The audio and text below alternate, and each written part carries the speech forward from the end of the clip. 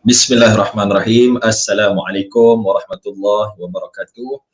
Alhamdulillahi rabbil alamin wassalatu wassalamu ala asyrafil anbiya'i wal mursalin sayyidina maulana Muhammad wa ala alihi wa ashabihi ajma'in. Subhanaka la ilma lana illa ma 'allamtana innaka antal alimul hakim. Rabbi shrah li sadri wa yassir li amri wahlul 'uqdatam min lisani yafqahu qawli. Rabbi zidna ilma warzuqna fahma. Asyhadu an la ilaha illallah wa asyhadu anna Muhammadan abduhu wa rasuluh. Allahumma salli ala sayyidina Muhammad. Allahumma salli ala sayyidina Muhammad. Allahumma salli ala sayyidina Muhammad. Ilahana anta maqsudana wa ridhaka matlubana. Amin. Amma ba'd. Kita buka dulu santai-santai kita malam ni dengan umul kitab Al-Fatihah. A'udzubillahi minasyaitonir rajim. Bismillahirrahmanirrahim. Alhamdulillahirabbil alamin. Ar-Rahmanir Rahim, Maliki Yaumiddin. Iyyaka na'budu wa iyyaka nasta'in. Ihdinas siratal mustaqim, siratal ladzina an'amta 'alaihim ghairil maghdubi 'alaihim waladdallin. Amin. Amin. Alhamdulillah. Apa khabar tuan-tuan dan puan, hadirin hadirat, para penonton, sahabat-sahabat yang dikasihi dirahmati Allah Subhanahu Wa Taala sekalian. Alhamdulillah, syukur pada Allah.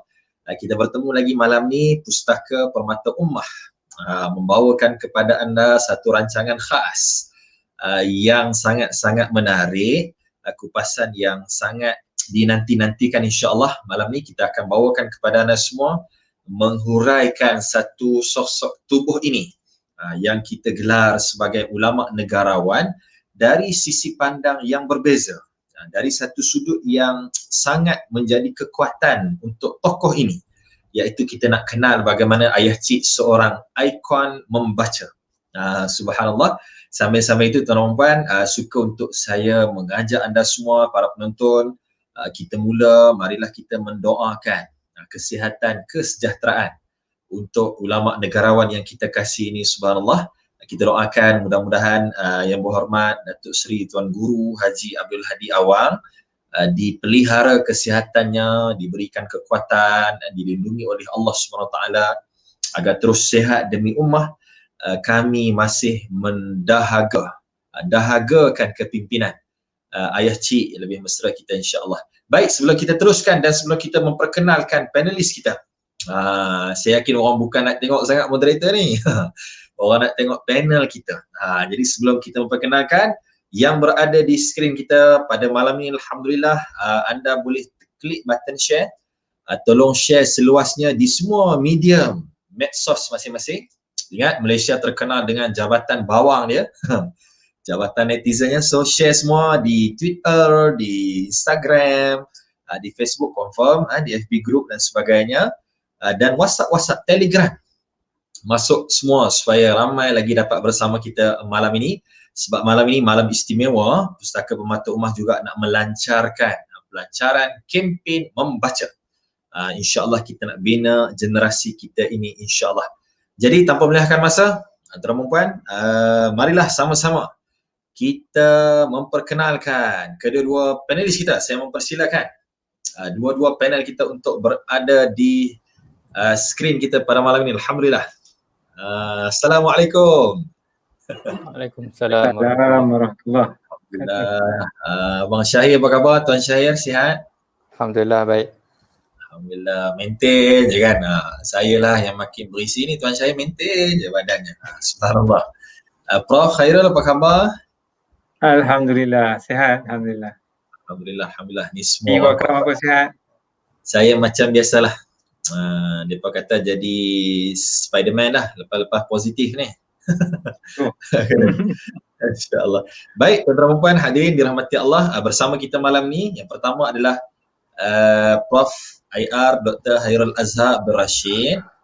Siapa tak kenal Prof Hairul ni, saya ingat bahasa budak-budak muda ni sila meninggal lah tuan-tuan. Sebab apa? Sangat dikenali dengan seorang tokoh intelek yang bukan sekadar intelek, bahkan haraki, terlibat langsung dalam kerja-kerja dakwah gerakan Islam ini khususnya, dan beliau sebagai naib Presiden Kajian dan Inovasi Multimedia University MMU. Anugerah-anugerah tu saya tak payah ceritalah tuan-tuan. Boleh Google sendiri insya-Allah selayaknya. Kita jemput bersama pada malam ini, alhamdulillah. Dan yang kedua, tak perlu saya memperkenalkan tuan-tuan, Tuan Syahir Sulaiman. setiausaha politik kepada Presiden PAS, satu sosok tubuh yang kita akan bincang malam ni. Inilah orangnya yang hampir 24 jam bersama dengan Ayah Cik. Batuk Ayah Cik pun Tuan Syahir kenal dah. Kan? Air apa yang Ayah Cik minum Tuan Syahir tahu. Jadi dua orang tokoh kita malam ni akan menghuraikan tentang kepribadian Ayah Cik dari sudut ikon membacanya, insyaAllah. Jadi sahabat dirahmati Allah sekalian, kita tengok dah di skrin pun ramai yang telah bersedia, Alhamdulillah. Jadi jom kita mulakan malam ni. Saya nak pergi dulu kepada Prof. IR Dr. Hairul Azhar. Jadi Prof, kita nak mula dulu sikit.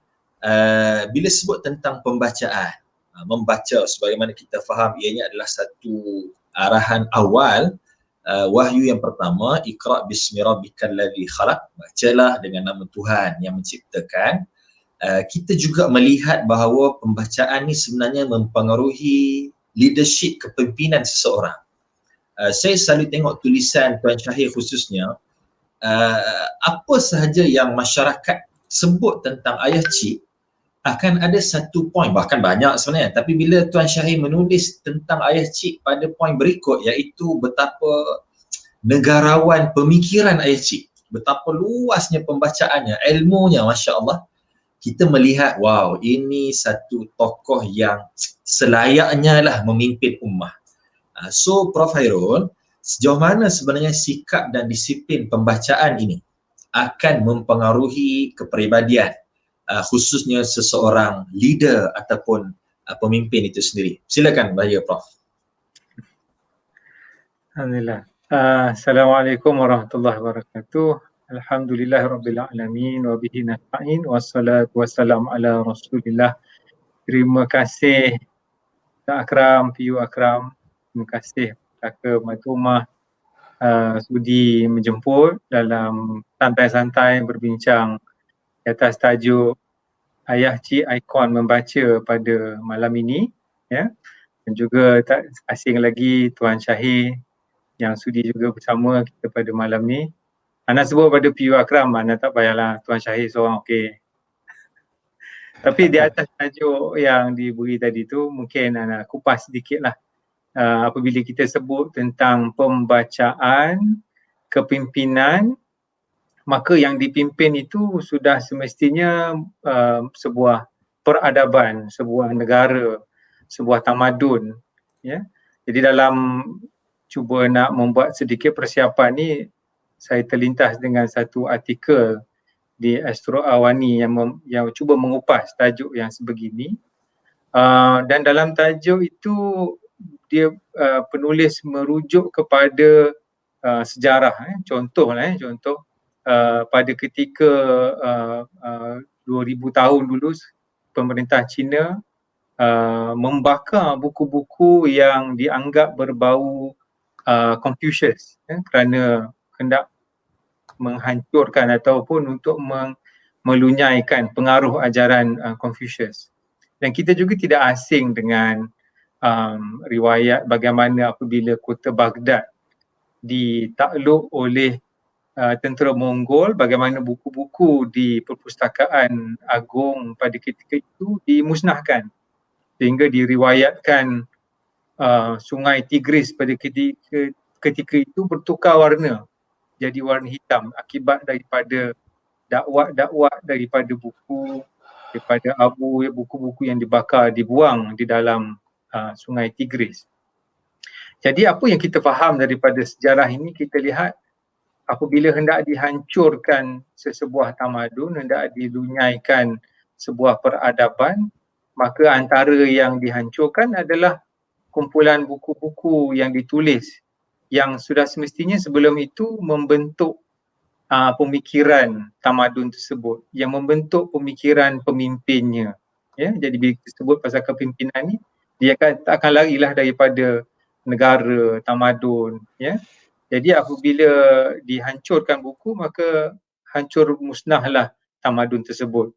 Dan kita boleh argue bahawa on the contrary, sebenarnya bukulah yang membina tamadun, dan yang membina tamadun ini adalah kepimpinan dalam tamadun tersebut. Ya, jadi buku berupaya menajamkan pemikiran, membendihkan idea-idea baru, melahirkan pemikiran-pemikiran yang kritis, tak kiralah dari segi politiknya, ekonominya, falsafahnya. Ya, jadi buku menjadi salah satu input yang membentuk kepimpinan, yang akhirnya membentuk juga sebuah tamadun. Ya.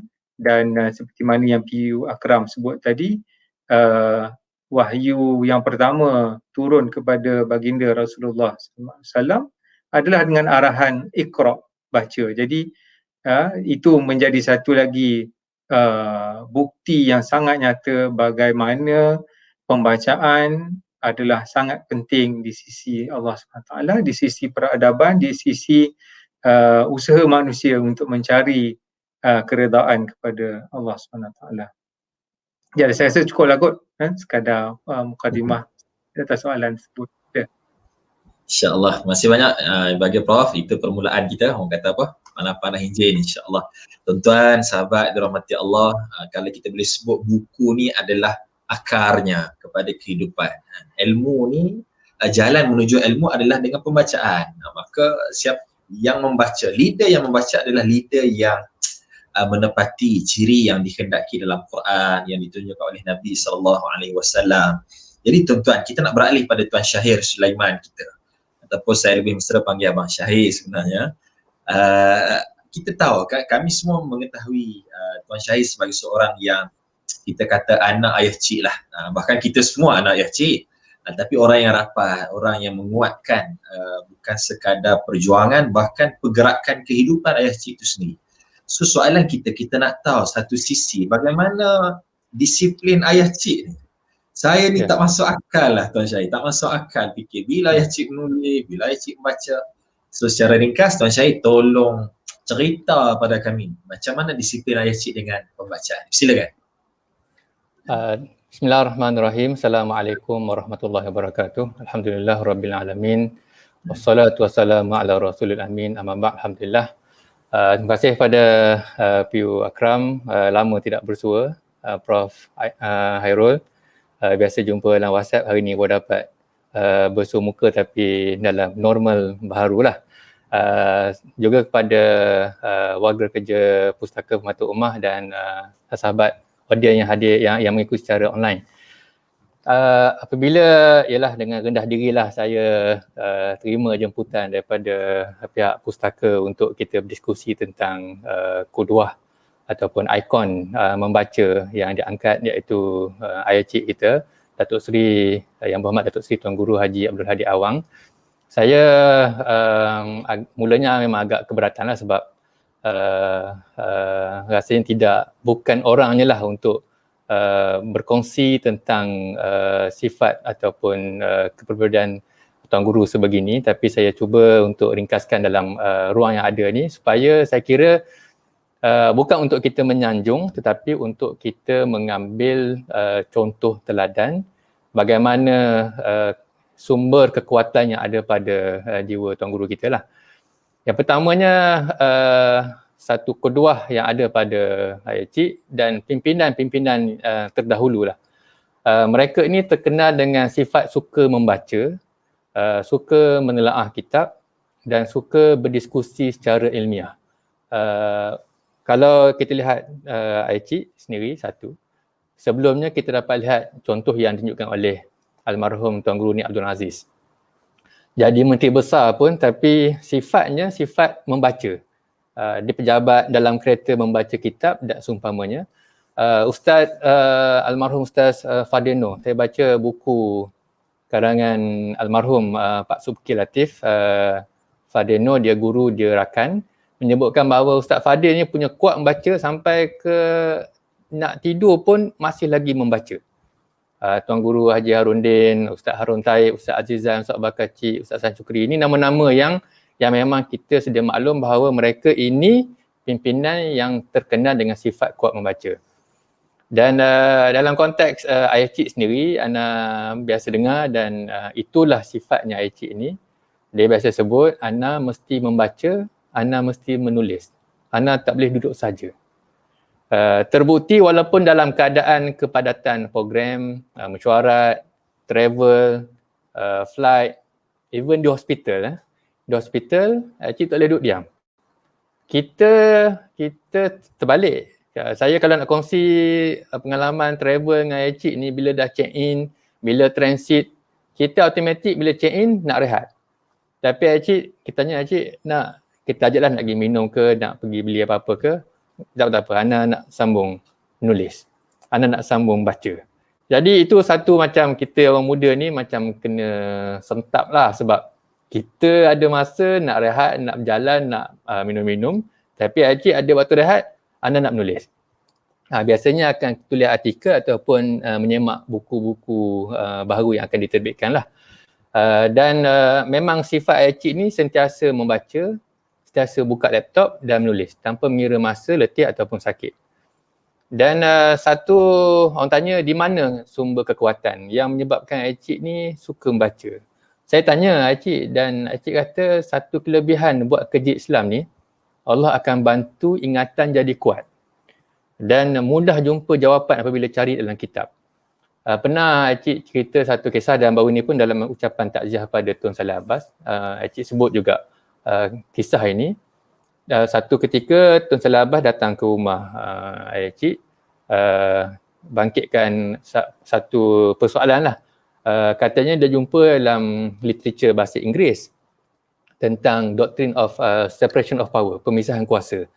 Jadi tapi ada dalam rujukan tu menyebutkan ada dalam kitab-kitab sekian-sekian. Jadi cik kata tak apa, kita cari. Jadi dalam keadaan yang zaman tak ada laptop macam kita lah, boleh search, boleh tengok PDF, boleh tengok Google sebagainya.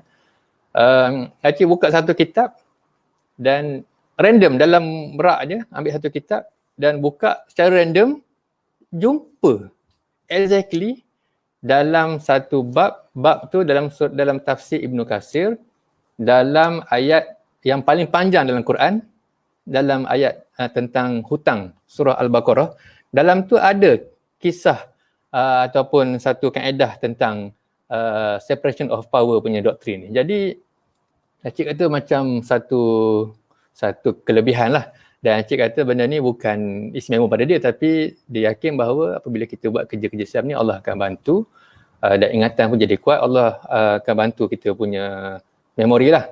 Dan memang selepas membaca atau menulis ni, cik akan ajak kita bincang dan ada percambahan idea. Dan itulah sebabnya kalau nak jumpa cik ni, saya pesankan kawan kena baca dulu. Kalau dengar-dengar cik nak mari KL ataupun jadual cik nak mari KL, ada mesyuarat, ada sidang parlimen, memang saya sehari sebelum tu memang saya kena baca lah. Baca news, Al Jazeera, baca segala bendanya supaya bila cik mari tu, cik tanya tu, cik bercerita, kita boleh sambut dan kita boleh cambahkan lagi idea-idea yang cik baca ataupun cik tulis. Dan yang seterusnya berkenaan dengan habit ataupun tabiat cik suka membaca ni, cik pernah sebut dalam dan terbaru dalam kuliahnya yang kuliah Jumaat baru-baru ni, satu pesanan lah bila kita tanya nak baca buku apa, kan, baca buku apa yang seronok ataupun ada manfaat. Cik kata kita kena baca buku yang ditulis oleh penulis yang memperjuangkan apa yang ditulis. It's very interesting sebab ramai je yang menulis. Buku ni maknanya jutaan buku lah, kan.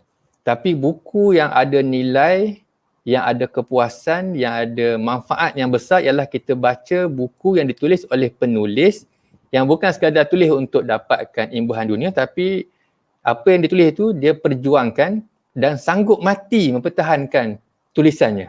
Ini contoh macam imam-imam mazhab, ulama tafsir, ulama hadis, tokoh-tokoh hierarki seperti Imam Hasan Al-Banna, Said Qutb dan seumpamanya. Mereka ni sanggup berkorban dan hadapi pelbagai ujian dan mereka ni terbukti istiqamah. Jadi kalau kita jumpa buku-buku sebegini, dan inilah buku-buku yang dibaca oleh Tugu, yang mana kita bukan sekadar membaca tulisan yang keluar daripada mata pena, tapi tulisan yang keluar daripada kesedaran dan perjuangan yang ditulis oleh penulis. Jadi saya kira itu satu kaedah lah untuk kita cari buku-buku yang kita lepas ni kita boleh jadi minat dan ada manfaat yang kita dapat cerut daripada pembacaan buku tersebut. Dan yang terakhirnya, saya nak sebut bahawa dalam pelancaran buku Allahumma salli ala sayyidina Muhammad yang kedua sebelum ni, Cik ada sebut satu kaedah, baca yang terbaik dari apa yang kamu jumpa. Baca yang terbaik daripada apa yang kamu jumpa. Kita jumpa ni banyak buku, tulisan dalam Facebook ke, dalam news, dalam library. Baca yang terbaik daripada apa yang kamu jumpa. Hafal yang terbaik dari apa yang kamu baca. Dah baca tu, hafal apa yang terbaik dan tulis. Tulis daripada apa yang kamu jumpa. Ini satu habit lah memang Cik. Kalau kita tengok dalam mesyuarat, dalam muktamar, dalam persidangan, dalam apa-apa program, kalau Tuan Guru tidak bercakap, Tuan Guru akan menulis. Posisi dia macam ni lah, mencatat. Memang posisi menulis. Jadi dia akan tulis apa yang terbaik, apa yang dibaca dan dihafal pula apa yang telah pun dibaca. Saya bagi satu pengalaman je, satu contoh je lah. Masa pergi Turki, it's very interesting. Jadi nampaklah satu hiasan khot di dinding, khot tulisan Parsi, syair Jalaluddin Ar-Rumi dalam bahasa Parsi. Jadi Cik pun, pengiring kami kata, ini Jalaluddin Ar-Rumi punya syair. Sangat tinggi nilai bahasa lah. Jadi Cik pun kata, minta terjemah dalam bahasa Arab. Dia pun terjemah. Dan Cik salin. Kita dengar je. Cik salin. Itu pun dah sentap lah kan. Jadi, dan Cik salin dan very impressive punya syair. Dan syair itu dikongsikan dalam ucapan perasmian Muktamar Dewan Muslimat PAS Pusat di Pahang tahun 2019. Jadi benda-benda begitu. Maknanya kita yang muda ni tak buat macam tu. Tu belum kata kitab-kitab rujukan fiqahnya, tafsirnya, sirahnya, hadisnya, tidak. Ini benda yang satu khot, syair, dan Cik minta terjemah dan Cik tulis. Ingat saya tulis tu pun atas kertas tisu, tapi tisu kat Turki ni bukan tisu macam kita ni. Tisu yang boleh tulis lah. Jadi atas kertas macam tu je. Tapi ditulis dan dicatat dan dikongsikan. Jadi ini saya kira satu kuduah yang kita boleh kongsilah secara ringkas. Kita boleh buka lagi dalam round seterusnya. Serah balik pada Akram. Masya Allah, syair ya. Jadi satu benda yang ayah cik begitu menghargai. Jadi apa tadi ni? Baca apa yang terbaik yang kamu jumpa. Kemudian hafal, betul ya? Baca yang terbaik dari apa yang kamu jumpa. Okay. Hafal yang terbaik dari apa yang kamu baca. Okey. Dan hafal. Tulis, baca yang terbaik dari apa yang kamu jumpa. Hafal yang terbaik dari apa yang kamu dah baca tadi tu. Okey. Because we are reading the best material. So kita hafal. Dan tulis apa yang kamu jumpa tadi.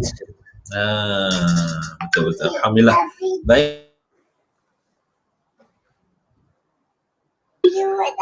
alhamdulillah. Syukur pada Allah. Kita nak sambung lagi untuk kita punya forum kita pada malam ni. Sebelum tu tuan-tuan dan puan, kita sebenarnya kalau anda perasan di Facebook Pustaka Permata Ummah kita ini, kita ada buat promosi khas. Tapi anda tak boleh dapat di sini, anda kena dapatkan di Shopee. Shopee, Pustaka Permata Ummah juga berada di Shopee. Untuk makluman semua, kita namakan dengan promosi Belia Membaca. Ada 3 jenis promosi yang kita sediakan kepada anda. Promosi Belia Rabbani, ada combo package. Kalau anda nak jadi belia yang Rabbani, ini buku yang anda kena dapatkan daripada PPU. Kalau anda nak jadi pemuda yang siasi, minat bersiasat, siasah syar'iyah, ini ada package-nya. Dan pemuda yang kita letakkan di situ juga di skrin kita ini. Kemudian ada satu lagi package Belia Tarbawi, kalau tak salah ingatan saya tadi ni. Ini juga yang mana diskaun sehingga RM25. Satu jumlah yang agak besar yang kita sediakan kepada anda semua khusus dalam pelancaran kempen membaca ini, insya-Allah. Baik, kita nak beralih kepada Profesor IR Dr. Khairul Azhar. Kalau tadi Tuan Syahir huraikan tentang disiplin, ayah cik kepribadiannya begitu, sebagaimana tokoh-tokoh yang sebelum daripada ini, bahasa orang Kedah kata mereka ni tak tidur, kecuali sebelum tidur tu membaca dulu. So pada sisi pandang Prof, bagaimana Prof melihat sebenarnya keluasan pembacaan ayah cik itu sendiri yang sebenarnya menjadi satu elemen penting yang menjadikan ayah cik ni menjadi tempat rujukan. Ayah cik ni dilihat matang dalam perbincangan, mendominasi dan sebagainya. Silakan Prof.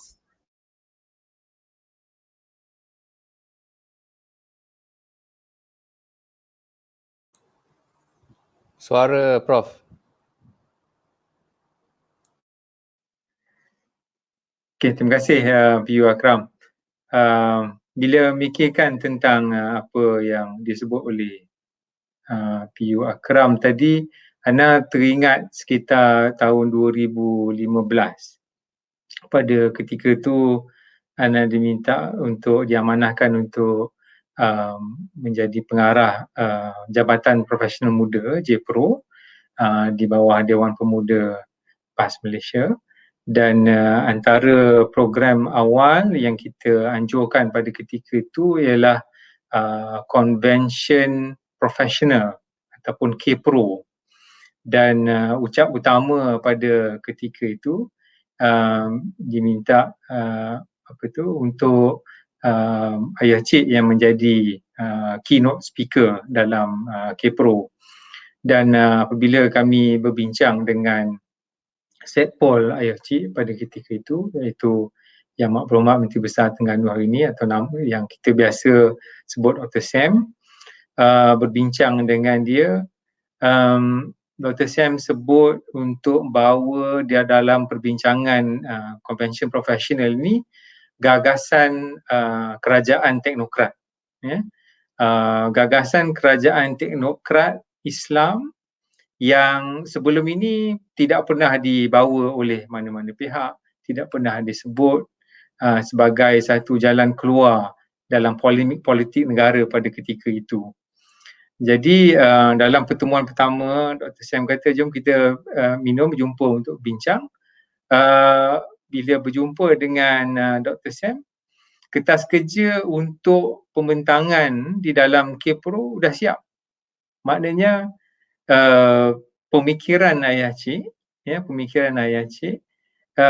goes way back sebelum tercetus idea KPRO pun lagi.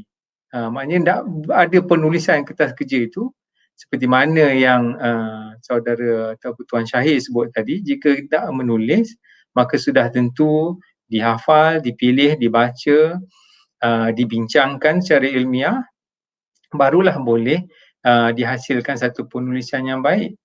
Dan dalam penulisan ayah cik tu memang saya kira standard yang komplit lah dalam sudut kita yang biasa bergelumbang dengan kertas-kertas kerja ni, daripada segi definasinya kerajaan teknokrat, dari ibrah daripada ayat-ayat Quran, contoh-contoh sirah, bagaimana yang disebutkan kerajaan teknokrat Islam itu bagaimana, apa contoh implementasi yang telah dibuat dalam negara-negara lain di barat dan sebagainya, sehinggalah kepada apa yang perlu kita di Malaysia buat sekiranya kita hendak melaksanakan agenda ataupun gagasan kerajaan teknokrat.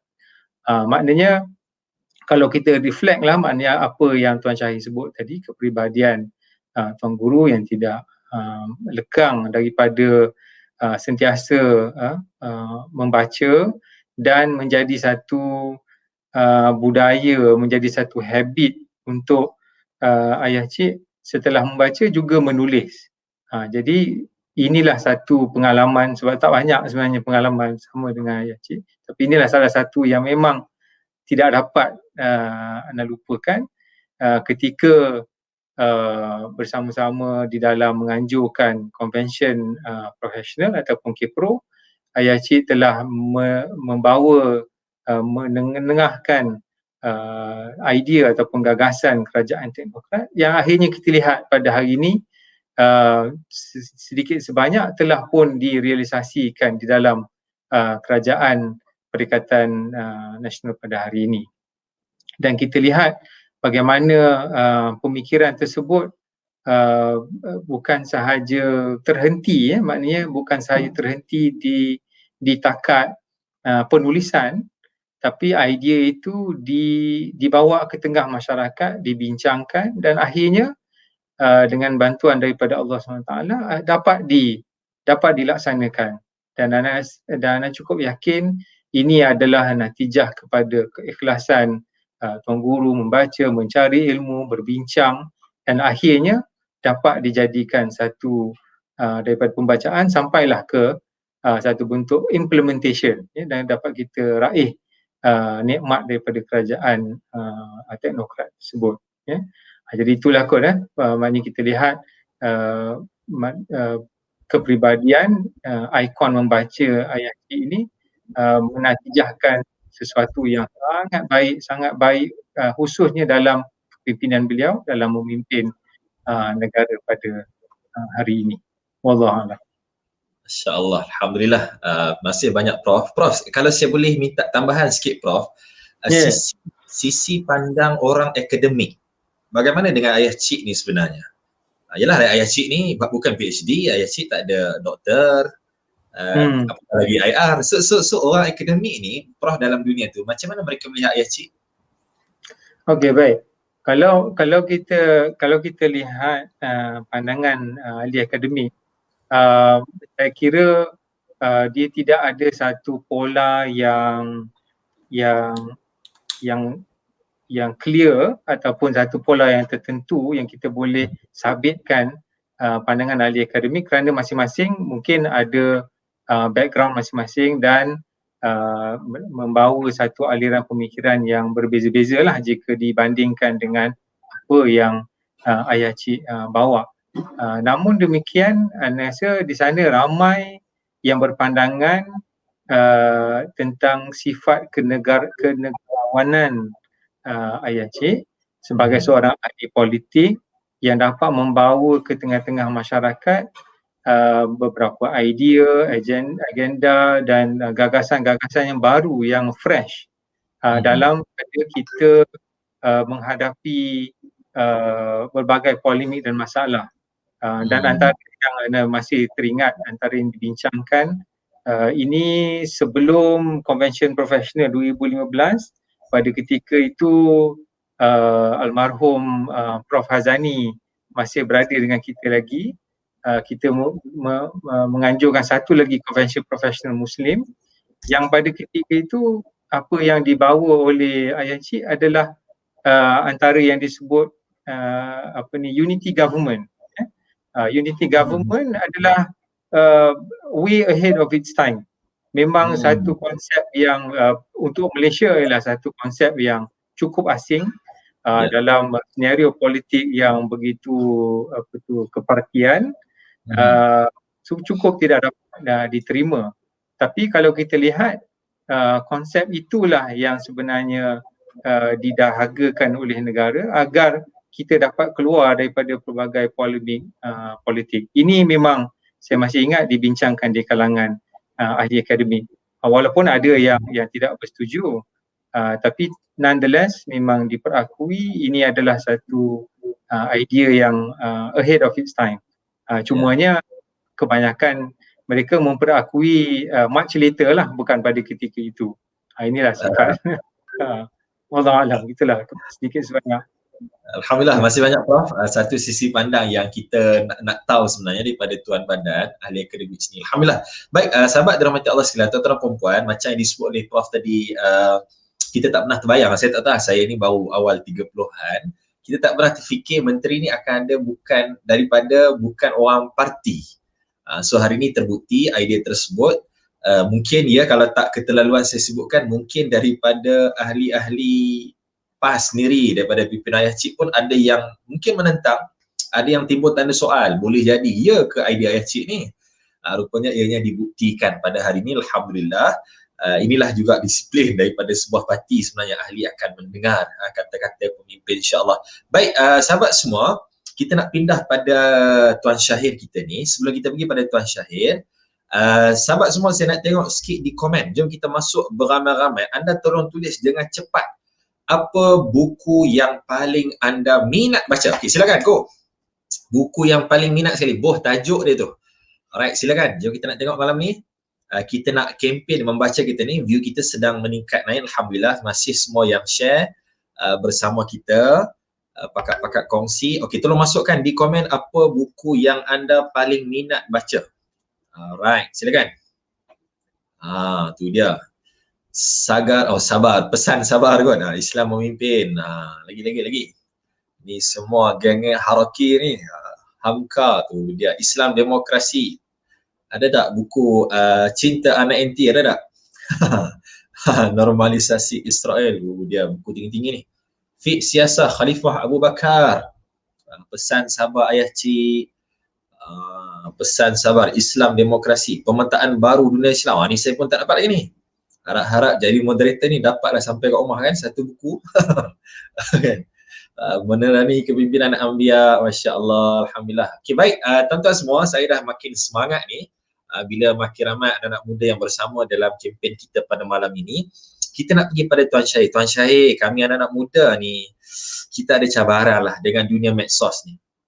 Kami ni membaca hak di tangan kecil ni rajin. Twitter, trending, hak ni cepat. So kami macam mana kami nak ambil nak ambil panduan ayah cik ni, termasuklah pengalaman Tuan Syahir sendiri, untuk kami anak muda belia ni membina minat membaca. Apa karakter membaca yang perlu ada bagi seorang anak muda ni? Silakan Tuan Syahir. Baik. Sebelum saya address soalan Akram tadi, maknanya bagaimana nak timbulkan minat dan sumbangnya, kita kena letakkan bahawa apa yang kita nak cedok daripada ayah cik ni, dia dah beyond satu gift lah, maknanya gifted lah pada kita. Peluang kita dapat timba ilmu dan pengalaman daripada ayah cik. Contoh, kita belajar tafsir. Kita belajar tafsir, kadang tu tak khatam pun kan, sedangkan ayah cik ni dia mengarang tafsir. Jadi jauh tak beza. Kita ni belajar tafsir tak khatam, ayah cik mengarang tafsir khatam. Kuliah tafsir 30 juzuk Al-Quran 2 kali khatam di Masjid Rusila, dan kini masuk pusingan ketiga. Sekarang ni tertangguh di surah Ali Imran. Kalau kita baca sirah Nabi, tak habis baca, tapi ayah cik menulis sirah. Kita baca sirah, ayah cik menulis sirah. Lengkap daripada zaman Nabi dan lengkap dengan sirah, fiqh harakah, fiqh siasah 4 Khalifah Ar-Rashidin. Kita belajar akidah, ayah cik pun tulis tentang akidah. Daripada mukadimahnya cukup 6 rukun iman, dan sekarang ni tengah bahas mazhab dan juga fiqh yang berbeza. Dan dalam bab politik disebut oleh Akram tadi, kita baca Twitter, baca Facebook, baca news, baca portal.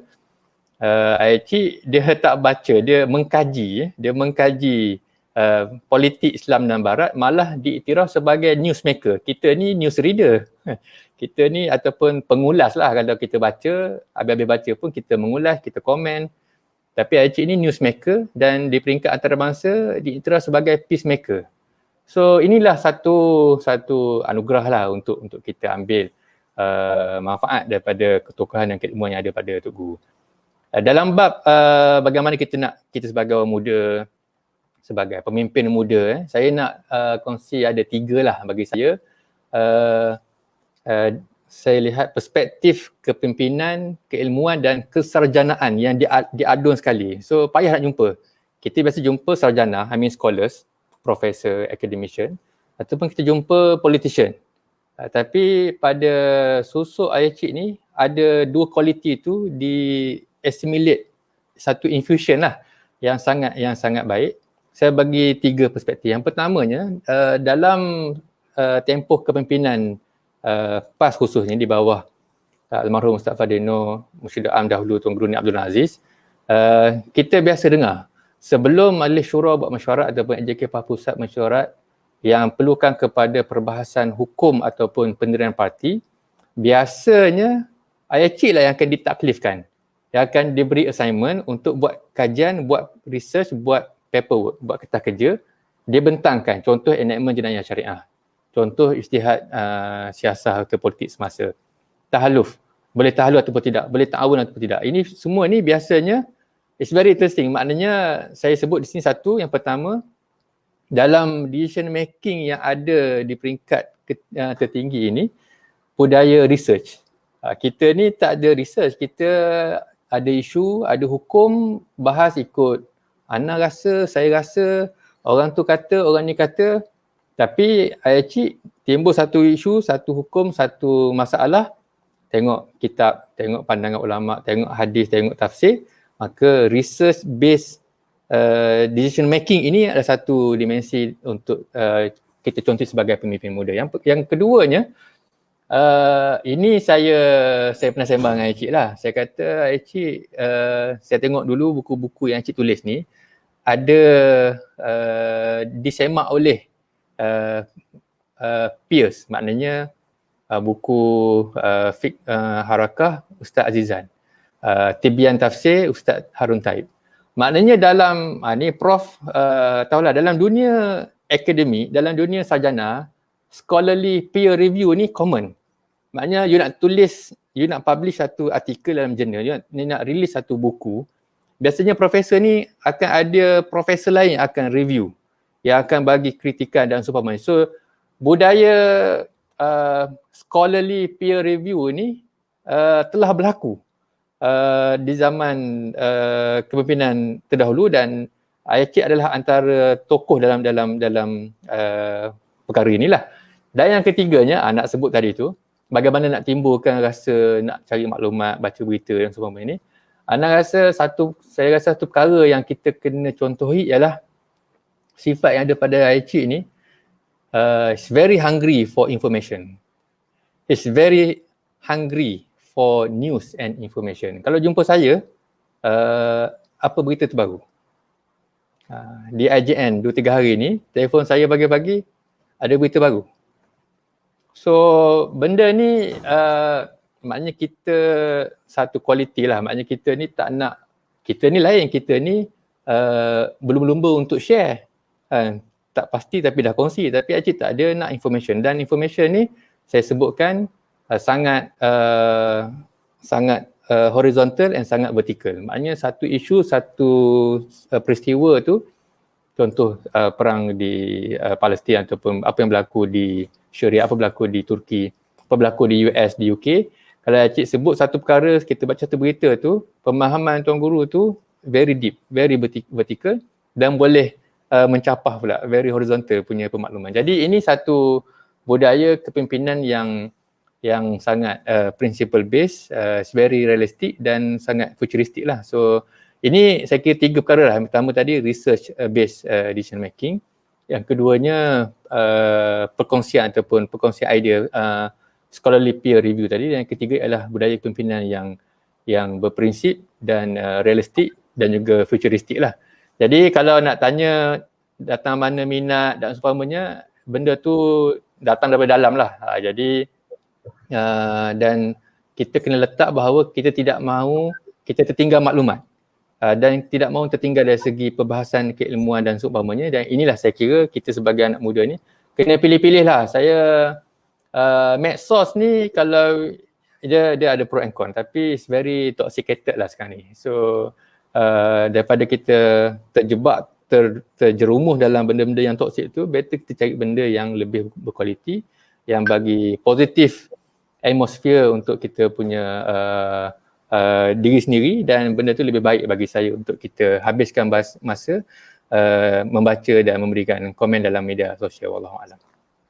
Baik. Kalau Tuan Syahir sendiri, macam mana disiplin pembacaan tu sikit? Mungkin ada time tertentu, lepas subuh ke, ataupun dalam sehari mesti berapa jam baca? Macam mana Tuan Syahir? Dia sebenarnya kalau kita masa dekat you tu, masing-masing punya masa membaca lah. Tapi kalau tanya saya atas flexibility sekarang ni, sebab masa tak tentu ada. Tapi bila dia akan ada kepuasan bila membaca tu, bila kita banyak membaca, kita nak share. So kita akan menulis. So ada satu nasihat yang saya dapat, betul saya dapat. Kalau you nak menulis, you kena membaca.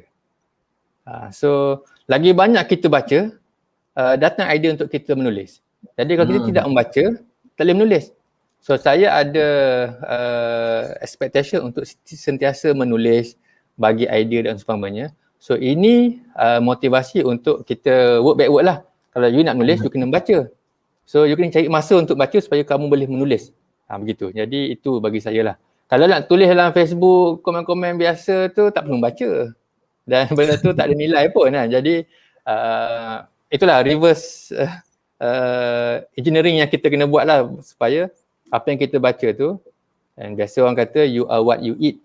Kram, bukan nak ni lah kata, tapi ni betul maintain lah, you are what you eat kan. Tapi satu lagi kaedah ialah you are what you read. Kamu adalah apa yang kamu makan dan kamu adalah apa yang kamu baca. Wallahualam. Ya, Alhamdulillah. Jadi anak-anak muda sekalian, tuan-tuan dan puan, mungkin kita boleh ambil, kalau bahasa saya ni mungkin apa benda yang memberi tekanan untuk kita membaca. Kalau Tuan Syahir tadi suka menulis, nak kena menulis juga. So kena ada bahan, bahan tu kena baca. Lagi banyak baca, lagi banyak menulis. Tak tahulah kalau kami geng-geng ustaz-ustaz ceramah ni, kami suka ambil ceramah sebab nak membaca tu. Ya. Kan, macam saya, kawan-kawan lah satu batch belajar kata, oi hebat kerahan ceramah sana sini. Bagi saya bukan kita hebat, tapi saya terima jemputan tu sebab nak ada pressure untuk saya membaca tadi. Betul. Jadi anak-anak muda sekalian, sahabat semua, kena ada tekanan tersebut. Kita kalau selesa tidak membaca lah kita. Baik, okay, sahabat semua dirahmati Allah SWT sekalian, teruskan hashtag ayah cik ikon membaca. Kita bagi trending sekali, tengok. Bagi trending, mainkan di Twitter anda, di IG, di FB, hashtag ayah cik ikon membaca. Kita nak gegarkan dunia pembacaan, insya-Allah. Penting sangat anak muda ni, kita kena banyakkan membaca bahan bacaan yang sahih, yang kuat. Saya teringat antara penulisan Sahibul Fadilah Tuan Guru Dr. Zulkifli Bakri, Menteri Agama kita sekarang, kita kena membaca benda yang paling kurang mengandungi dua elemen. Pertama, semakin kita baca benda tu, semakin kita ma'rifatullah, semakin kenal Allah. Lagi baca benda tu, lagi kenal Allah. Dan yang kedua, semakin kita baca benda tu, semakin kita khasyatullah, takut pada Allah SWT. So anda nilailah, kalau baca Twitter makin kenal Allah, jalan. Ni baca Twitter makin tak kenal Allah. Makin tak takut Allah. So something wrong somewhere kat situ. So sahabat semua, baik, sebelum kita teruskan, kami dah kumpul di IG Ayah Cik ini soalan-soalan IG. Ada banyak kat sini, kita cuba ringkaskan, bahkan ada yang panel dah jawab beberapa soalan tadi. Tapi sebelum itu, sebelum kita ke soalan yang telah anda ajukan sebelum pada ini, teruskan hashtag Ayah Cik Ikon Baca. Jom fokus di skrin anda, kita ada satu video khas yang kita sediakan daripada PPU, Pustaka Permata Ummah, Book of the Month, iaitu Diary Tadabbur Bercinta dengan Al-Quran. Jom kita saksikan.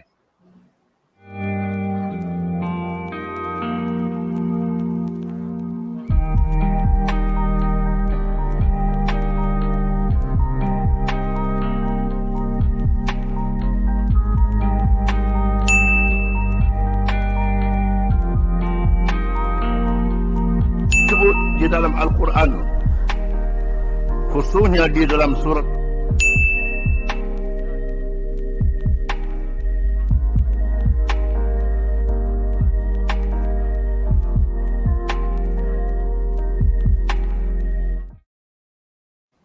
Alhamdulillah.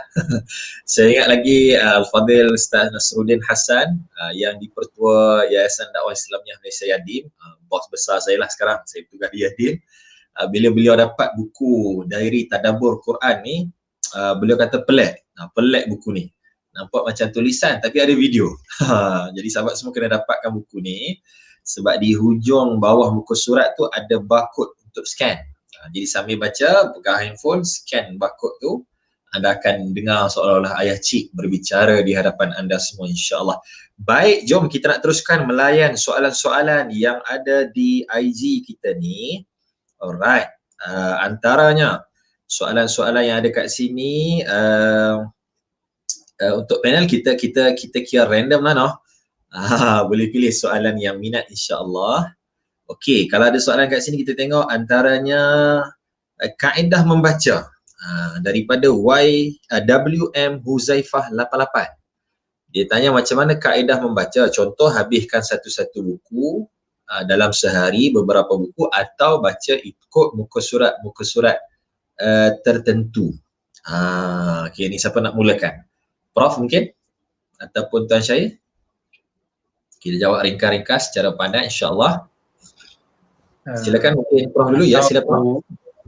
Kalau cara Anas sendirilah, sama ada bacaan ilmiah ataupun bacaan umum, biasanya Anas tidak baca kata apa cover to cover.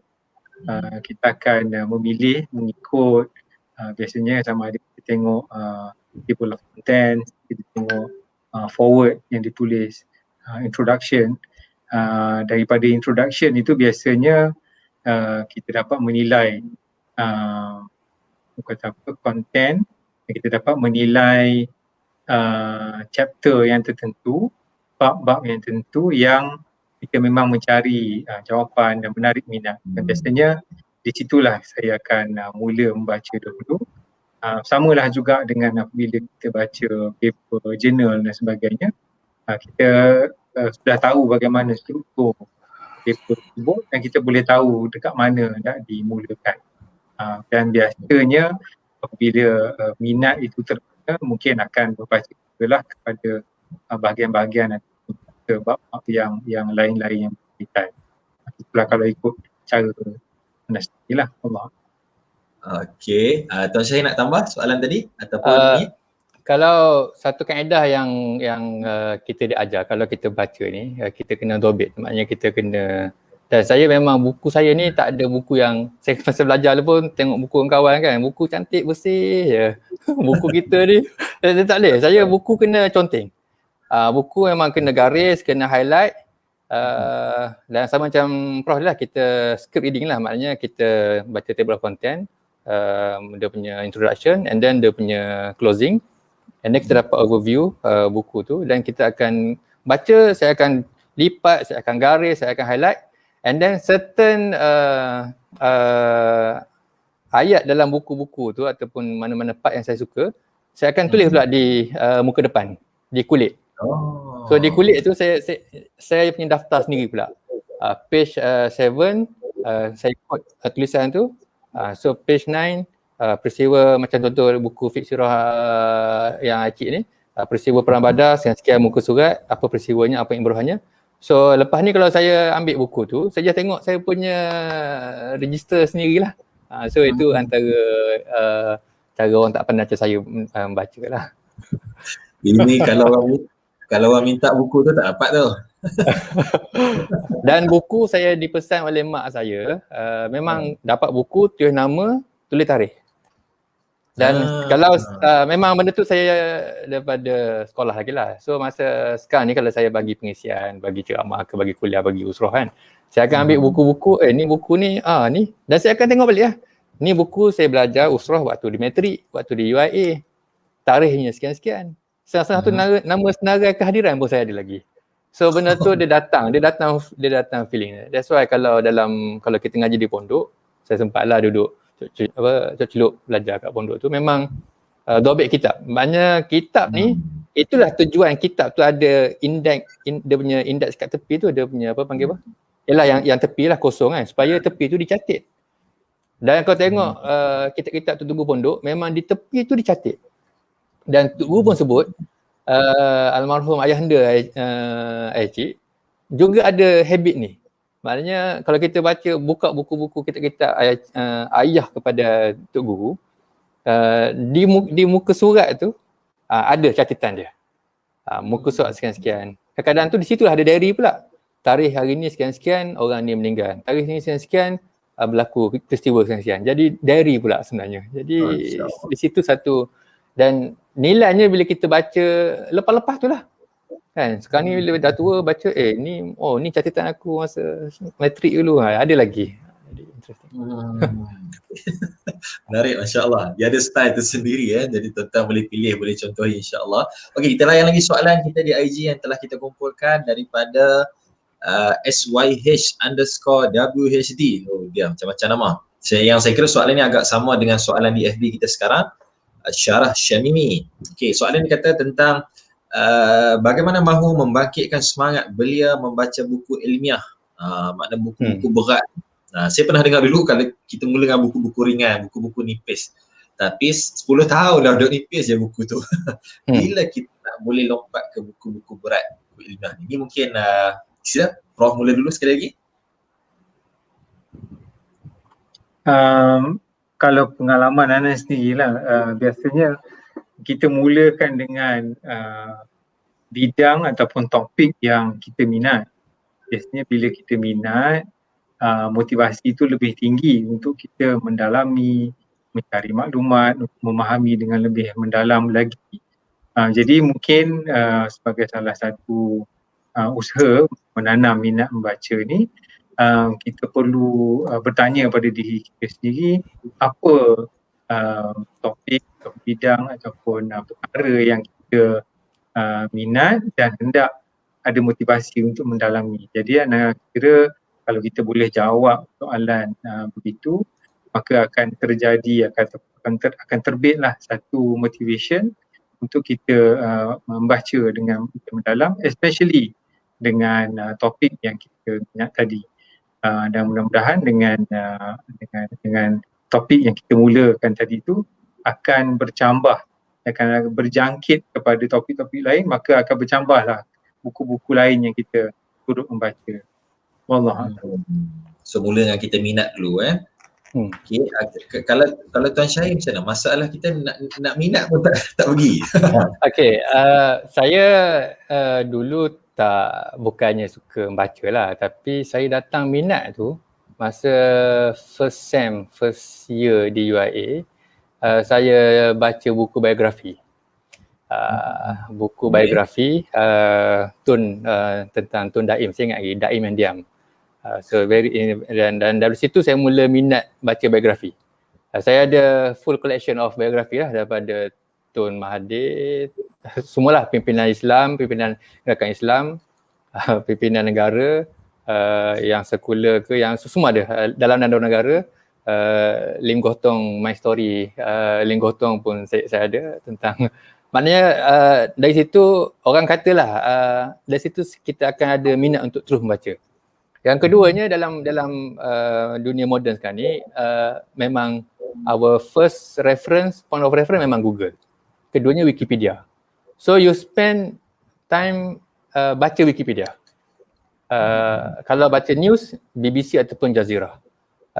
Dia baca ni sebab dia akan ada cross reference. Dia akan baca satu kisah, satu tajuk, akan ada satu chapter tentang pelaku-pelaku dalam tu.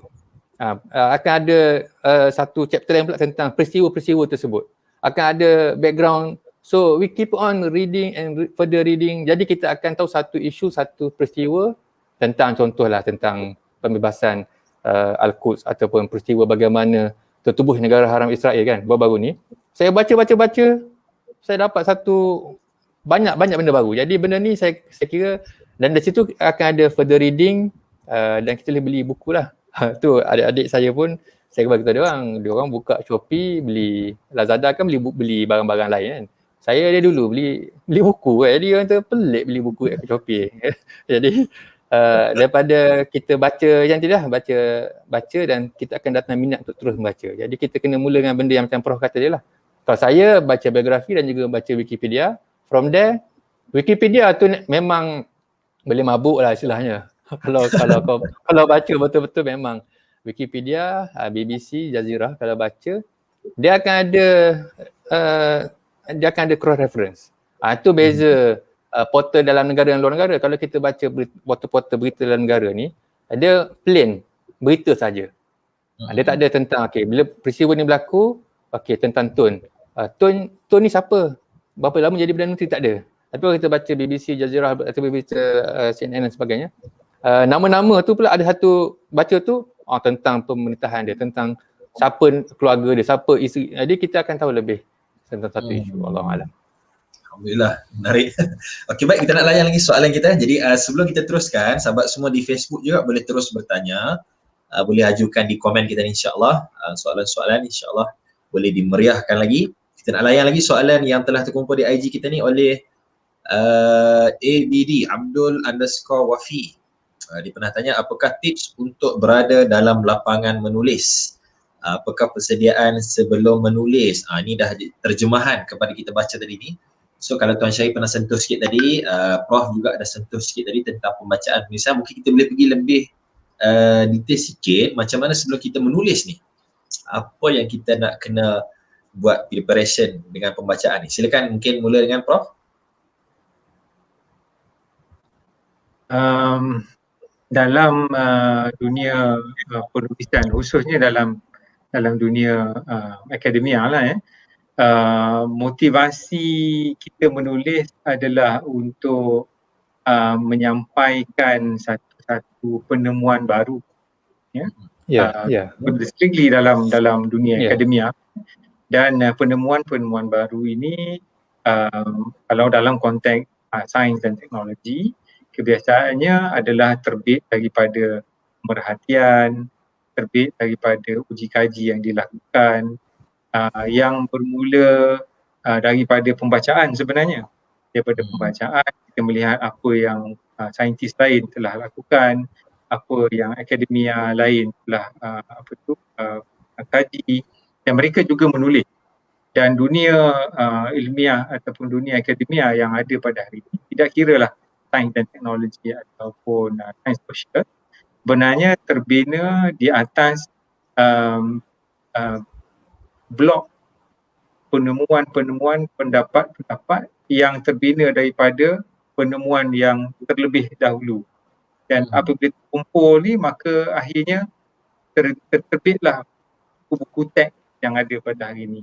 Sebenarnya bermula daripada pembacaan, kajian, penulisan ilmiah. Jadi kalau kita ambil daripada contoh akademia punya penulisan ni tadi, asas kepada apa-apa penulisan itu adalah ilmu. Dan ilmu ini boleh nak kira dia bina daripada dua sumber. Satu, sama ada perkataan apa yang orang lain telah tulis, penemuan orang lain, dan daripada observation ataupun pemerhatian kita sendiri pula. Ada pemerhatian itu dalam masyarakat, pemerhatian itu dalam makmal, pemerhatian itu di dalam paparan komputer yang kita buat coding, numerical modelling dan sebagainya. Jadi asasnya adalah ilmu dan salah satu daripada semuanya adalah pembacaan. Jadi kalau pada soalan menulis, maka saya kira salah satu persediaan besar dalam hendak menulis istilah membaca. Dalam dunia anda sebagai seorang akademia, memang membaca tidak lekang lah, maknanya dalam bidang engineering yang anda caburi, maka sudah tentu dia kata dalam seminggu tu setidak-tidaknya 10-15 paper yang kita baca, tapi tidaklah buka. Biasanya kita boleh skip dulu, boleh baca satu paper dalam masa 3 minit boleh selesai. Tapi pokoknya adalah biasa ada pembacaan, yang pembacaan itu akan mencabar pemikiran kita yang akhirnya boleh ditulis. Tulisan itu bertujuan untuk menyampaikan idea kita, menyampaikan pemerhatian kita, menyampaikan apa yang telah kita kaji dan dapat kita rumuskan dalam kajian kita, supaya dapat ditatapi oleh masyarakat di luar sana, khususnya akademia juga. Dan macam yang disebut oleh Saudara Syahir tadi lah, peer review. Peer review ni adalah satu amalan di kalangan akademia yang mana kami menulis dan kita beri kepada ahli akademik yang juga pakar, jauh lebih pakar daripada kita, untuk dia menilai apa pandangan kita. Dan setelah diterima, maka terbitlah penulisan tersebut. Dan akhirnya ilmu ini dapat dikembangkan dan akhirnya menjadi satu yang diterima dalam arus dana. InsyaAllah disiplinnya dari sudut dunia akademik. Dr. Syahir, mungkin nak tambah? Kalau dari segi penulisan ni, saya bukanlah dalam bidang penulisan, sebab Prof memang kerja dia nak jadi profesor, dia kena menulis. Lepas tu tapi saya ingatlah saya pernah hadir satu kursus dan biasa duduk bersembang dengan almarhum Pak Subkreatif, sebut bahawa menulis ni dia kena ada nilai. Jadi nak cek nilai itulah. Macam dalam dunia akademia ni memang idea baru. Jadi dalam pembacaan yang santai, perkongsian ataupun motivasi ataupun macam-macam lagi lah. Jadi kena cari apa nilai yang ada pada penulisan kita untuk dikongsi, Dan yang keduanya depends on kita punya market segment lah. Ada pembaca yang tak nak bacaan ilmiah kan. Ada, saya pernah tulis kata ilmiah sangat. Saya kata ni tak ilmiah mana kata. Tapi kalau tulis tak ilmiah sangat, orang kata ceroy pula. Jadi macam ustaz-ustaz lah kuliah kat surau masjid kan. Jadi itu kena depends on market segment, audience pembacaan dan juga audience tulisan kita lah. Tapi memang saya sangat setuju dan itu saya nak sebut juga dalam jawapan saya, idea baru tu. So novelty of research kan. Kalau kita baca belajar research method dulu, memang based on literature review tu, apa idea baru yang kita nak kongsikan. Dan benda ni dia kena ada rantaian lah. Jadi kita tulis tu, kita akan ada tulisan-tulisan selepasnya pula. Jadi benda tu akan berterusan. Kalau tidak kita tulis, matilah idea tu. Jadi kalau idea baru, dan lepas tu kita kembang. Dan saya suka satu kaedah, a discussion that leads to another discussion. Satu diskusi yang tidak habis. Satu tulisan yang tidak habis. Maknanya kita tulis tu, akan ada orang komen, akan ada orang kritik, ataupun kita baca pula, baca lagi dan kita akan tulis lagi. Sebab it's a never ending journey of reading and menulis. Wallahualam. Ya, masih ada soalan yang menarik dekat sini daripada FB kita, Muhammad Daniel Harizal. Dia tanya, cik ni time tulis tak sakit tangan ke? Ada ke cara menulis yang baik dan cantik? Ni mungkin Tuan Syahir nak tambah. Cik sekarang ni dia menulis pakai laptop. Dia menaik ada. Tapi memang kadang-kadang tu cik mengadu juga ada bila rasanya kita pun bila kita duduk depan laptop, kadang tu kita tak sedar dah menulis dah sejam. Kadang tu memang cik mengadu benda begitulah, tapi kadang tu kita kena dia bila seronok menulis tu ataupun seronok baca, kadang tak sedar. Pernah dalam satu, biasalah dalam kadang-kadang tu 2-3 jam semak buku, tulis artikel tu biasa. Jadi ini Teguh tak tulis. Kalau Teguh tulis dengan Jawi. Itu istimewa pula. Tulisan Jawi tu kami simpan lah. Jadi manuskrip lah tulisan Jawi. Kadang tu Acik boleh baca ke ni kan? Sebab tulisan Jawi Acik baca tulisan doktor. Doktor Rumi. Jadi kita boleh baca Jawi tapi Acik yang tadi tak dalam Jawi. Tapi kalau menulis artikel-artikel yang Acik kita siarkan tu memang dalam Acik menaip dan Acik email pada Malik, kita akan laras bahasa moden saja dan kita akan rilis. Wallahualam. Baik, sebelum kita sambung lagi tentang ayah cik ni, saya nak pindah kat Prof sikit. Ada Afia tanya ni, Afia Alicia tanya, normal ke buka buku je ngantuk? Dia minat baca tapi buka je, sudah syaitan tu datang. Normal ke Prof? Pengalaman diri sendiri rasanya biasa je tu. Memang akan berlaku lah, especially kalau katakan hari-hari yang tertentu kita ekstra letih dan sebagainya. Di sana itulah nak sebut tadi tu, nak rasa untuk motivation baca ni, pick something yang memang kita minat. Maybe something yang bukan ilmiah pun, tapi just untuk orang kata apa, menanamkan budaya tersebut. Maybe it's a good start to have that habit untuk membaca, dan bila seronok tu insya-Allah hilanglah ngantuk tu. Allahuakbar. Dia Akram ada satu kaedah, memang dia disebut bedtime reading kan. Bedtime reading maknanya baca untuk tidur. Jadi kita ambil reverse soalan tu. Kalau payah tidur, bacalah. Baca buku-buku yang berat-berat, yang kalau baca buku sejarah ni confirm tidur. Jadi ambil buku tu confirm tidur. Tapi kalau tak nak tidur, nak celik mata, ambil buku yang tak berat macam tu. Jadi buku yang kita ada passion, kita sanggup burning the night oil, maknanya kita sanggup sengkang mata nak habiskan juga baca. Jadi depends on the genre buku tu lah. Dan saya setuju dengan Prof tadi, buku ni kita kena pelbagai. Walaupun you bidang ekonomi, you bidang sains, you bidang agama, kalau boleh pembacaan tu merentas. That's why dengan memilih pembacaan biografi, kita akan mula mengkaji bidang tokoh tersebut. Baca tokoh politik, kita belajar tentang politik. Baca tentang buku Ling Gohtong, tentang Syed Mukhtar Bukhari, tentang Azizi Ali, tentang businessman. Kita akan kaji tentang bisnes, tentang sejarah kemerdekaan. tentang pejuang-pejuang komunis. Saya ada buku-buku tu. Jadi kita akan terus membaca dan terus membaca lah. Tapi atas kita lah, kita nak tidur tidur baca buku apa. Boleh pilih nak tidur buku apa, nak jaga buku apa. Saya sebut kawan-kawan, kalau payah nak tidur, baca artikel saya. Tak tidur. Boleh tidur lepas tu. Yang ni Tuan Syahir kena jawab ni. Matt Walid tanya ni. Bagaimana ayah cik menyimpan terlalu banyak buku fizikal ni? Betul juga. Penuh rak di rumah. Macam mana ayah cik simpan, kumpul semua ni? Kalau di Rusila tu memang buku-buku kitab-kitab lama. Dan macam itulah saya sebut tadi, memang Cik Mun sebut satu kelebihan yang ada pada Cik lah. Maknanya nak cari tu tak perlu cari, ambil satu buku tu jumpa terus kadang-kadang tu hukum atau masalah nak cari. Tapi sekarang ni memang Cik appreciate, sebut pada kami memang sekarang ni zaman mudah, semua dalam laptop. Semua kitab-kitab pun PDF. Tafsir hadis semua dalam laptop. Jadi tu kata laptop Cik pun beza dengan kita. Maknanya laptop kita ni habis-habis pun banyak game je kan. Saya tak ada lagi.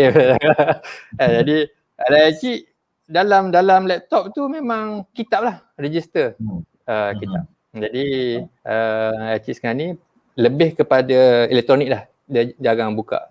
Kalau Tok Guna Aziz tu kita biasa tengok baca kitab betul lah. Cik memang nak tulis, dia buka laptop je, siap artikel hantar kat kami. Dan nak sebutnya ni mungkin orang yang berilmu macam Prof lah, dia dah sampai learned lah. Maknanya dia punya ilmu tu dah melimpah-limpah. Maknanya tinggal nak susun je. Cik ni macam kita tulis, kita akan draft dulu, kita akan buat sketch, buat outline, buat tulis. Cik tak, dia kata, Cik kata Ana tulis je. Tulis. Lepas tu baru semak. Baru ambil dalil tu masuk sini, baru ambil kisah baru sini. Kita maknanya campak dulu, lepas tu siap. Kita ambil bahan, tumis, potong, lepas tu ambil cukup rasa letak-letak kan. Tidak, Cik ni maknanya ilmu serak. Timbul isu, tulis 10 muka surat. Lepas tu ambil baru buat kajian, semak, hantar. Jadi itu different level lah. Lain ada. InsyaAllah. Jadi memanfaatkan teknologi phone masing-masing tu ada file PDF sekarang banyak PDF semua sekarang ni boleh tengok. Okey Prof, Muhammad Arif Abu Bakar tanya pula ni, adakah setiap pembaca perlu terjun dalam bidang penulisan? Soalan ni macam mewakili saya ni, baca okey lagi, nak tulis tu ya Rabbi. Nak datang rajin tu, macam mana Prof? Dia pada nala peribadinya tidak semestinya, tidak semestinya. Penulisan ni adalah satu natijah daripada pembacaan. Tapi ramai je sebenarnya mereka yang suka membaca tapi untuk personal consumption. Jadi kalau jawapan ringkas pada soalan tersebut, tidaklah menjadi salah untuk siapa yang minat membaca tapi tidak minat untuk menulis. Kerana mereka ni mungkin akan ada saluran perkongsian dengan cara yang lain. Mungkin kalau contoh Ustaz Akram tadi, mungkin melalui membaca juga diterjemahkan dalam bentuk kuliah, dalam bentuk perkongsian di ceramah-ceramah contohnya. Mungkin ada setengah daripada kita ni yang lebih artistik, contohnya dengan pembacaan tu diterjemahkan pula semula dalam bentuk lukisan, lakaran, animasi dan sebagainya. Jadi I don't think that dia ada kita tidak seharusnya stereotype lah. Maknanya mereka yang baca mesti menulis. Sebab menulis di sini kalau kita generalize lah sebenarnya adalah saluran kita berkongsi. Kita berkongsi yang kita harapkan dengan perkongsian kita itu akan menimbulkan kesedaran, akan menimbulkan kefahaman, akan menimbulkan satu perubahan, dan cara mana perubahan-perubahan ni buat tidaklah semestinya melalui penulisan. Wallahu a'lam. Saya rasa kita tak boleh nak prototype lah. Di atas, yang penting kita menyalurkan pembacaan kita tadi insyaAllah. Baik, saya nak ambil soalan Shima Nadia ni. Saya ingat kena tanya Tuan Syahir ni. Macam mana nak hilangkan inferior untuk menulis? apa yang dibaca. Baca cantik dah tapi nak tulis tu alamak, betul tak apa aku nak tulis ni? Satgi silap tulis, orang silap faham, sesat pula. So macam mana tu Tuan Syahir? Kadang-kadang tu tulis kena kecam ataupun kecam tak apa lagi. Kadang-kadang tulis orang tak like. Stres juga tu. Zaman-zaman nak kejar like ni kan. Saya masa mula-mula menulis dulu,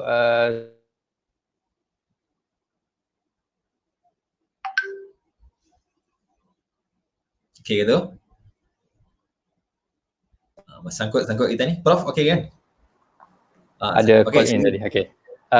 Saya akan share tulisan saya dalam saya punya close circle. So akan ada feedback awal. So dari situ, dan yang keduanya saya dapat satu nasihat lah. Kalau kita tulis, jangan terus post, jangan terus release, jangan terus hantar. Kita tulis, kita kena ada tempoh bertenang. Tempoh bertenang tu semayang dulu. Maknanya kalau tulis pagi, tunggu Zuhur. Lepas Zuhur baru hantar kat editor, baru masuk Facebook.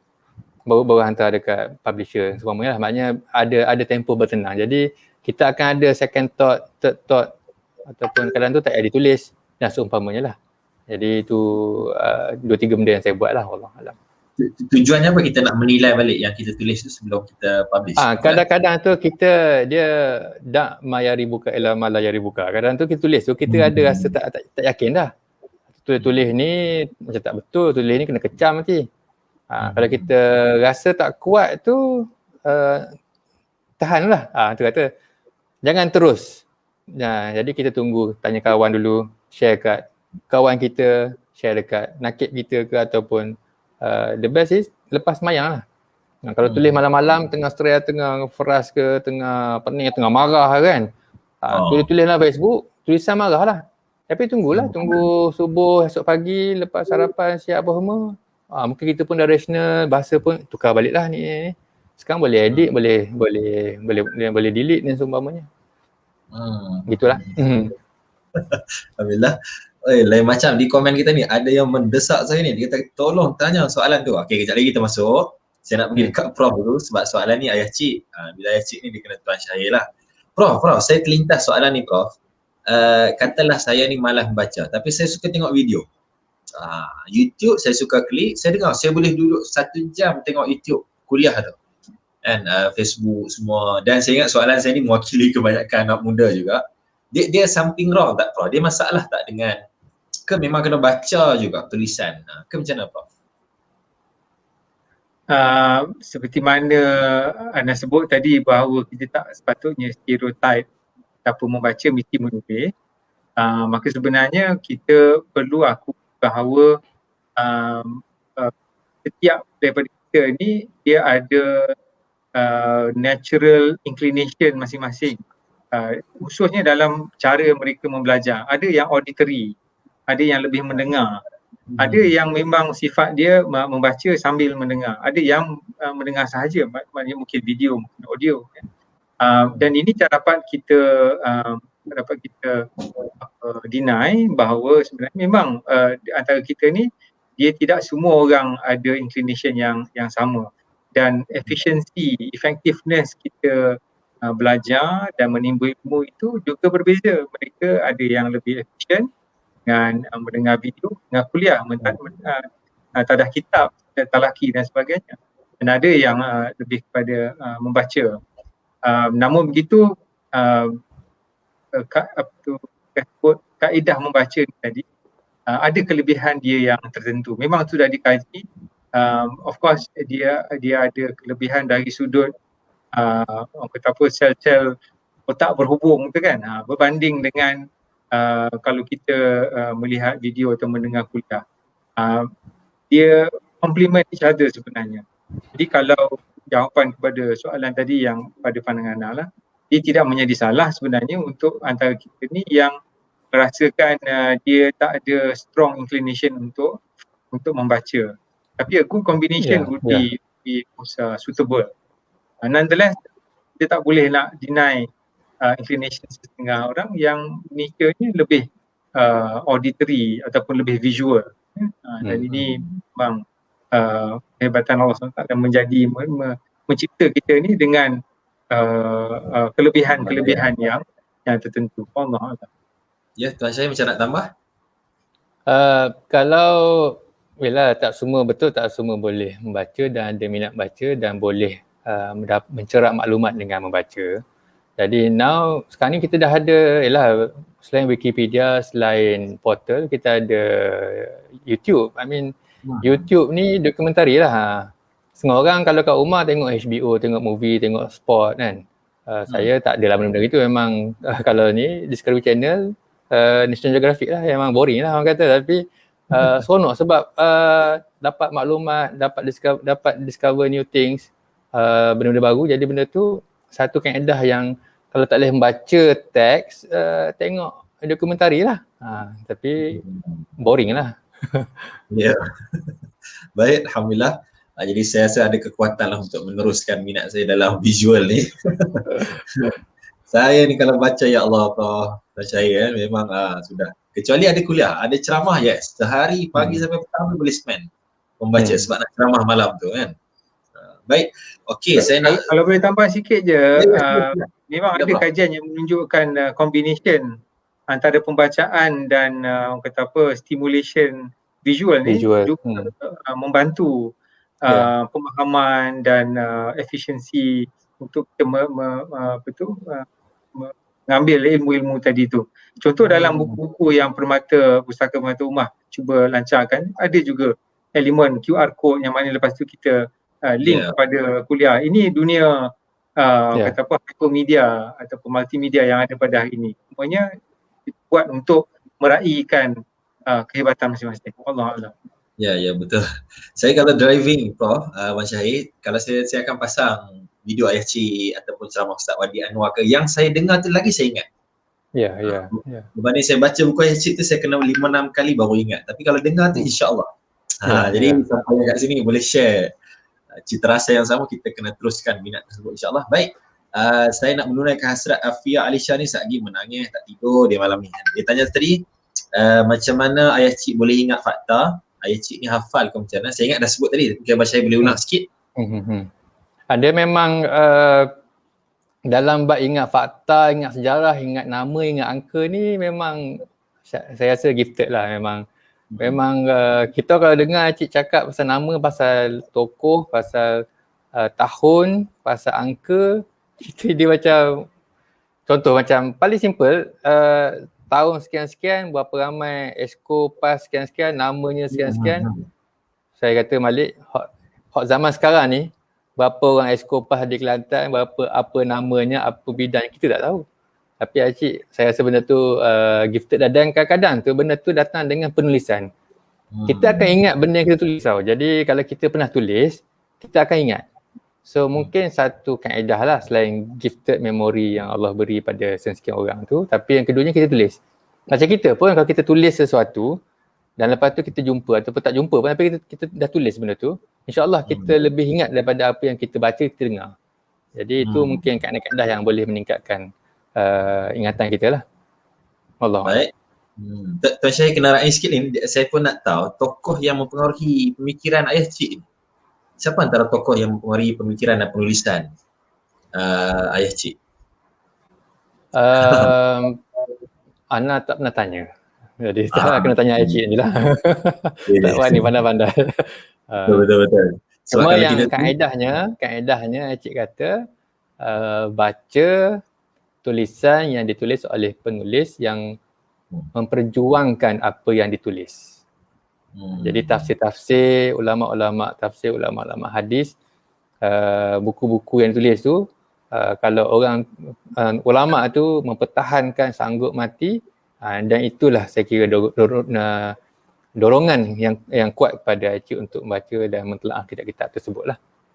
Masya-Allah, alhamdulillah. Okey, baik. Denny Harizan marah dia kat moderator.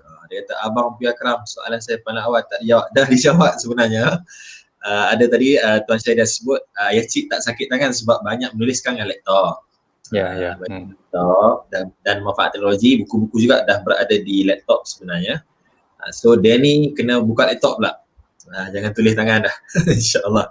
Okey. Baik, kemudian kat sini ada pula Danny juga kata sebiji pula muka Prof dengan Prof Wahbah Zuhaili. Jadi Masya Allah. Masya Allah. Kita kira Prof ni Wahbah Zuhaili Malaysia lah. InsyaAllah. Amin, amin.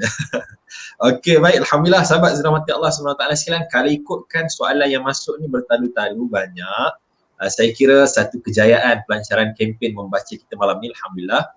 So sahabat semua, kita tak sempat nak baca semua soalan, tapi kami yakin minat anda semua ni insyaAllah boleh diterjemahkan dengan terus bersama dengan Pustaka Permata Ummah, buku-buku yang akan dikeluarkan, termasuklah saya difahamkan di sini sehingga jam 12 malam ni. Yes, kita ada beberapa jam lagi promosi khas Diari Tadabbur Al-Quran tadi anda boleh dapatkan segera dengan ejen-ejen Pustaka Permata Ummah yang sedia menanti panggilan anda. InsyaAllah boleh cari, boleh dapatkan.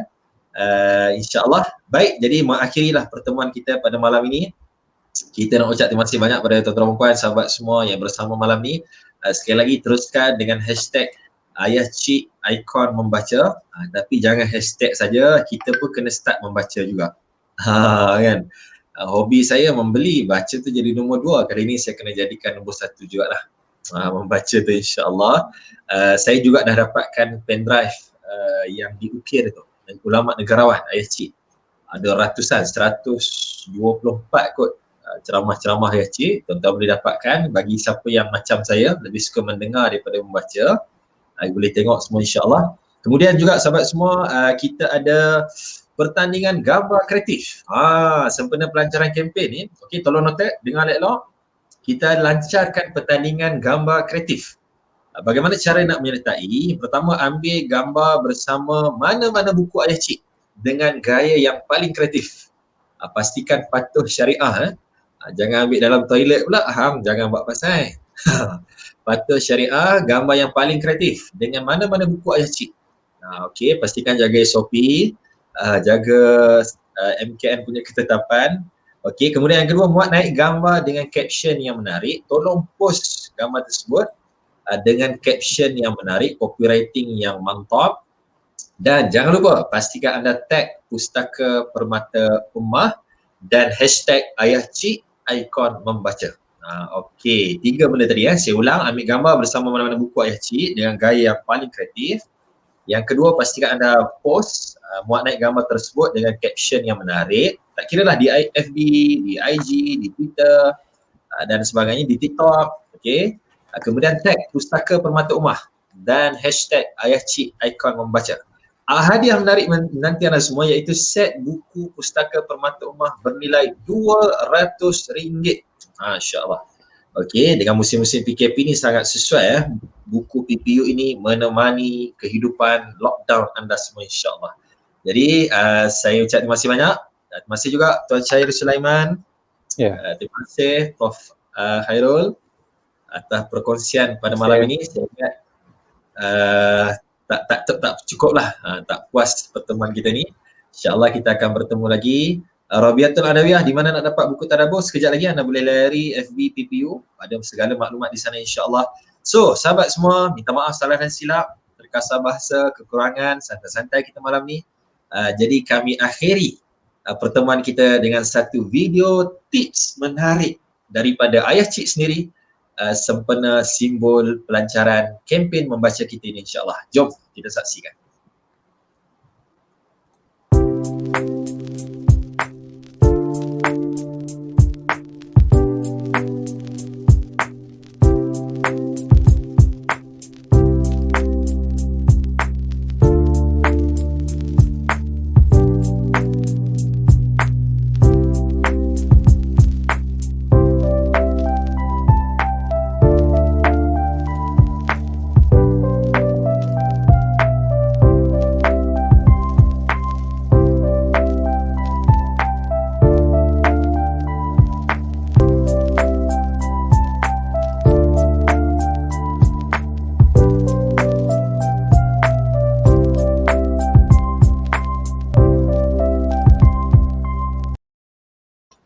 Baik, terima kasih semua. Video tadi mengakhiri pertemuan kita pada malam ini.